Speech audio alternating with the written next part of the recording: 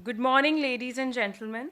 On behalf of the Center for Air Power Studies, it is my pleasure to welcome you all to the 20th Subroto Mukerjee Seminar, India and the Global South, Challenges and Opportunities. It is my privilege to share with you all that it has been 2 decades to this landmark seminar of CAPS. We will begin with the inaugural session. I invite Air Marshal Anil Chopra, PVSM, AVSM, VM, VSM, Director General, Center for Air Power Studies, to deliver the welcome remarks.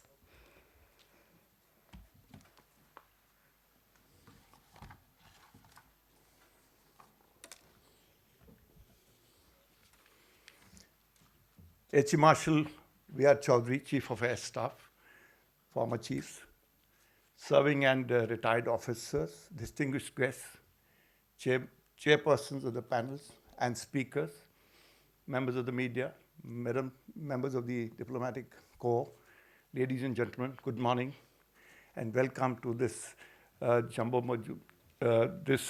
Mukerjee seminar on this cold winter morning. But the hall is warm and some people are still trickling in. Air Marshal Subroto Mukerjee, OBE, was the first Indian Chief of Air Staff and Commander-in-Chief of Indian Air Force from 1st April 1954 to 31st March 1955. Thereafter, he was the Chief of the Air Staff from 1st April 1955 to 8th November 1960, with total tenure as Air Chief of 6 years, 221 days, the highest by any service chief ever. Born on 5th March 1911 in a Bengali family of repute, he was educated both in India and in the United Kingdom, and he was the nephew of Indralal Roy, the only Indian flying air ace who scored 10 victories in a period of 3 months in World War I before he got shot down and killed. Subroto joined the Royal Air Force on 1st September 1932 and later joined the Indian Air Force in 1933. He flew with No. 1 Squadron from 1933 to 1941, saw extensive action in Northwest Frontier Province. During his stint, he got the mention in dispatches. He attended the Staff College in Quetta in 1941 and then returned back to 1 Squadron to command the squadron. In 1942, he commanded the RAF station Kohat from 1943 to 44 before moving to Air Headquarters as Director Flying Training. He was awarded the OBE, Order of the British Empire, in 1945. After partition, he was appointed Deputy Commander or Air Commander of the Royal Indian Air Force, and on completing High Command course at Imperial Defence College, now called the RCDS, he was appointed the Commander-in-Chief of the Indian Air Force on 1st April 1954. On the same very day, Honorable President of India, Dr. Rajendra Prasad, presented the colours to Indian Air Force in recognition of the service to the nation. Mukerjee oversaw the transformation of Indian Air Force into an all-jet force. In August 1958, Mukerjee was given a second tenure to be the Air Chief for another 4 years. Effectively, he would have carried on to be the Air Chief till October 1962, with being at the helm of the affairs for 8 long years. From 1955, he served as the Chairman of Chiefs of Staff Committee and was the longest serving chairman in history, having served there for over 5 years. On a visit to Tokyo on November 8, 1960, Mukerjee was having a meal in a restaurant with a friend, an Indian naval officer. A piece of food got lodged in his windpipe, causing him to choke, and he passed away. He was flown next morning to Delhi, and he was cremated with full military honors at Palam. He has many firsts to his credit. He was the first Indian to command a flight, first Indian to command a squadron, first Indian to command a station, and the first Indian, of course, to command the Indian Air Force. In 1939, Mukerjee married Sharda Mukerjee, Sharda Pandit, who was from a prominent Maharashtra family. Shada was active in social work, and after her husband's death, she became active in public affairs. She was elected to Lok Sabha twice. In 1977, she was appointed governor of Andhra Pradesh and later governor of Gujarat. Today's seminar is on India and the Global South, challenges and opportunities. Normally, most of the CAP seminars are related to military subjects like air power, but this has traditionally been a subject which we look at the global stage. India is a fast-growing global power. We are already the 5th largest economy and will soon be the 3rd largest economy. We are the 4th most powerful military force. Our direct benefit transfer and digital payment schemes are being lauded the world over. We are de facto the leader of Global South, and the world is wooing us not only for investment but also for partnerships. The conflict in Ukraine continues to drag, and it has changed the global security dynamics, especially for Europe, for some time to come. And with the Hamas-Israel conflict, West Asia has regained center stage. Both these conflicts have military supply chain dynamics for India, and there are military and diplomacy lessons to be learned for us. Clearly, the areas of security concerns are centered on the emergence of China as a global power. China is striving to have a unipolar Asia and with clear dominance, and to have a bipolar world where there will be an equal partner to USA, and in the long term, they want to dominate the world. The region around India is evolving dynamically, and Indo-Pacific is fast becoming the new playground for global geopolitics. New power groupings are emerging in the region. All this has security implications for India that require a deliberated approach. On our west, Pakistan's last 2 decades had centered around US war in Afghanistan and export of extremism. With USA having left Afghanistan in the hands of radical Taliban, Pakistan is seeing increasing control of hardcore radical outfits and increasing sectarian violence. The economy is in a mess. Unceremonious ouster of still popular Imran Khan, who's still in jail. Return of Nawaz Sharif, the army getting back to center stage, and judiciary taking sides are all issues that are going to affect the internal dynamics of Pakistan. Every other day, there are killings by unknown gunmen, with nearly 1 million Afghans planned to be deported.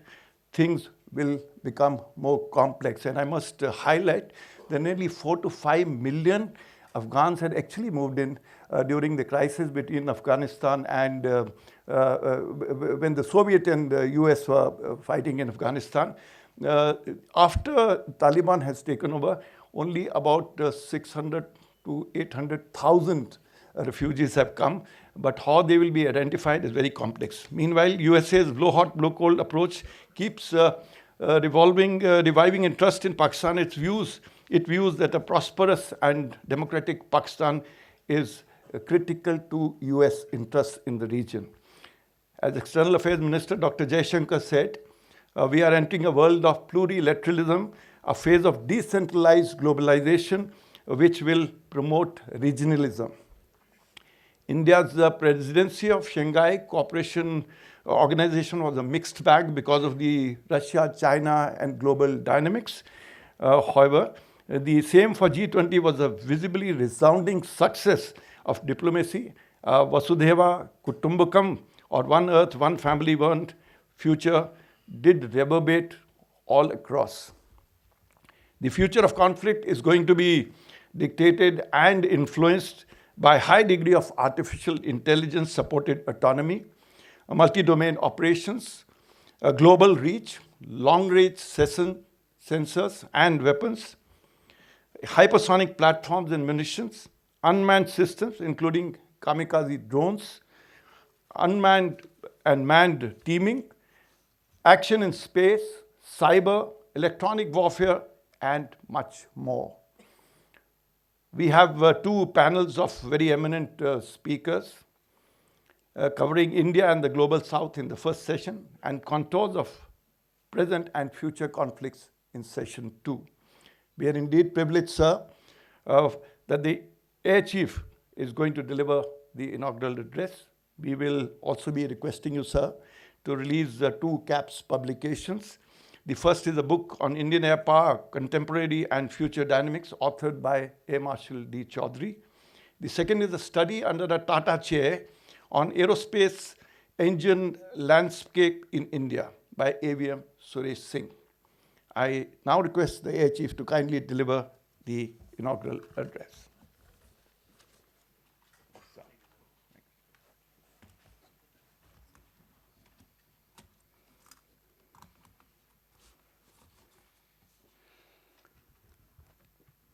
Air Marshal Anil Chopra, DG CAPS, Air Chief Marshal Krishna Swamy, esteemed veterans, senior serving officers, defense attaches, members of the media, ladies and gentlemen, good morning.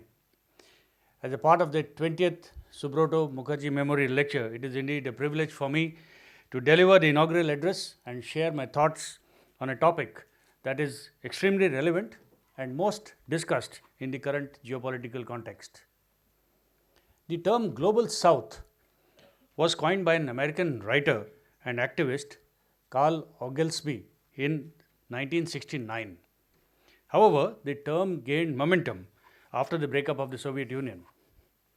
This geopolitical construct reflects the economic divide between the rich and poor countries of the world.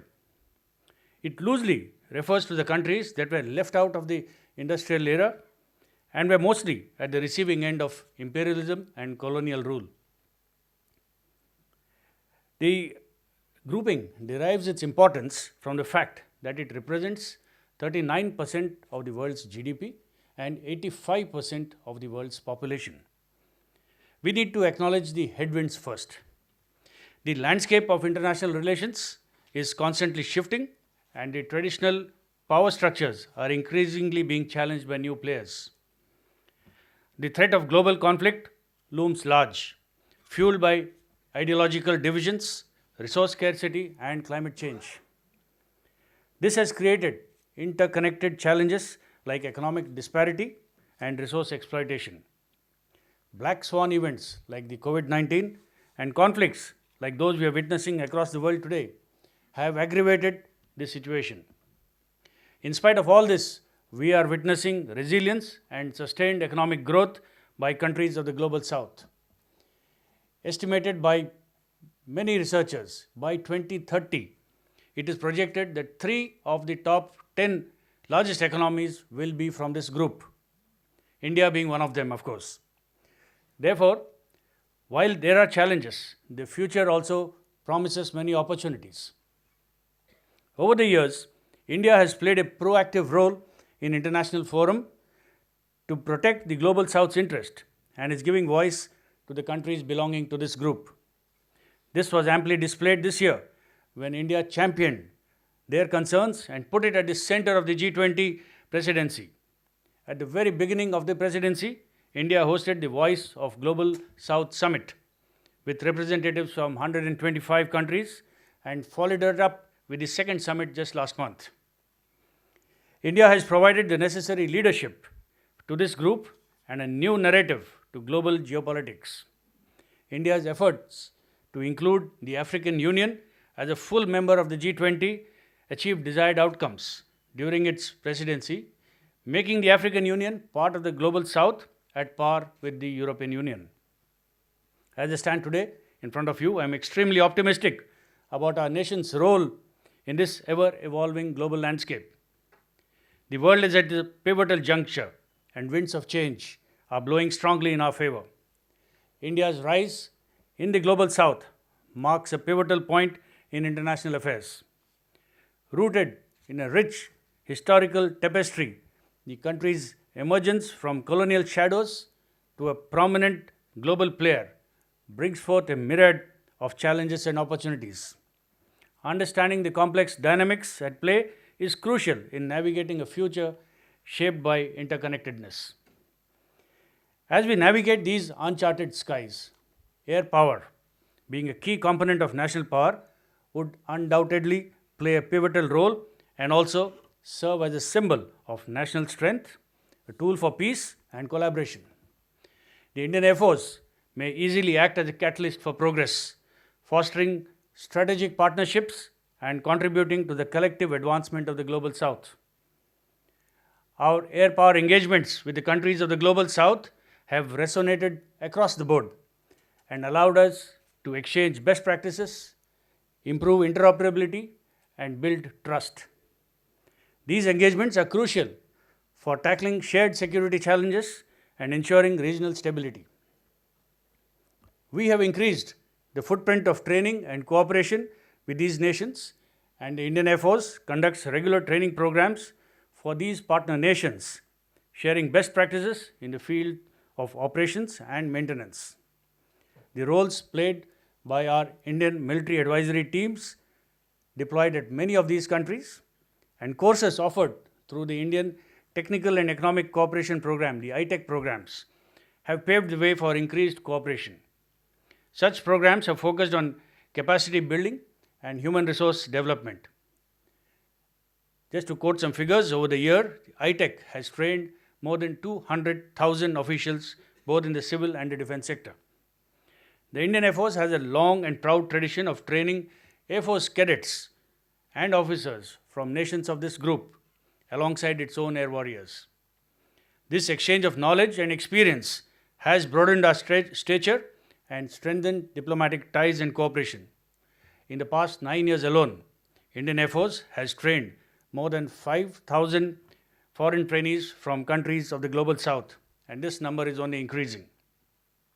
Beyond long-term training, short-term curated courses on specific areas of expertise for target countries can be formulated and offered on a regular basis.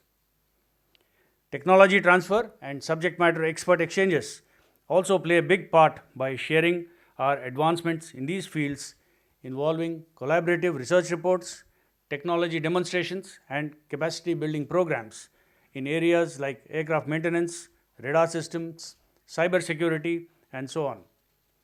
Opportunities for growth materialize through strategic partnerships, technological innovation, and a commitment to sustainable development. India's growing indigenous defense capability has already opened the doors for partnerships and exports.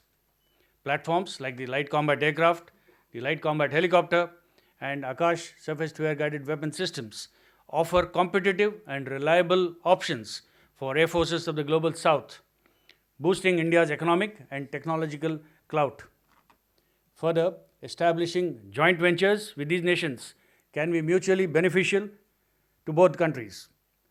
This could involve co-development of some components, sharing production facilities, creating regional maintenance and support hubs. Capability development in the area of global supply chains, creating manufacturing hubs, and setting up MROs are some areas that we need to concentrate on. Another area that we could explore is joint research and development projects, defense innovation, and technological exchange programs. The Indian Air Force, on its part, can actively support initiatives that promote sustainable development in the Global South. Our HADR operations in Sudan, Syria, Nepal, to name a few, have already garnered accolades from across the world. We have also been part of peacekeeping contingents under the United Nations Charter in many of these countries. Providing logistics support for environmental conservation and resource management programs can elevate our cooperation and leadership role to the next level. The Global South boasts of a young and rapidly growing population representing a vibrant workforce as well as a wide consumer base. Unlocking the potential of this demographic dividend would augur well for these nations. We must identify contemporary security challenges faced by India and the Global South, creating fora for discussing terrorism, cyber threats, regional conflicts, and other shared concerns to create collaborative defense strategies to mitigate these challenges. These fora could be in the form of bilateral or multilateral defense agreements for conduct of joint military exercises, intelligence sharing, and technology collaboration. I think this seminar has taken on a very wide swath of issues to be discussed, ranging from competition, conflict, and cooperation with China, Indian Ocean region, space technology, artificial intelligence, and employment of air power in modern conflicts. How we link all this and bring out a forward-looking perspective on the evolving partnership with India and the global South would prove to be crucial. I believe that as India strides forward, its trajectory intricately tied to the destiny of a broader global South, the prospect of positive changes lies in collective endeavors and shared aspirations. On that note, I wish the Center for Air Power Studies all the very best for the conduct of this seminar. Thank you and Jai Hind.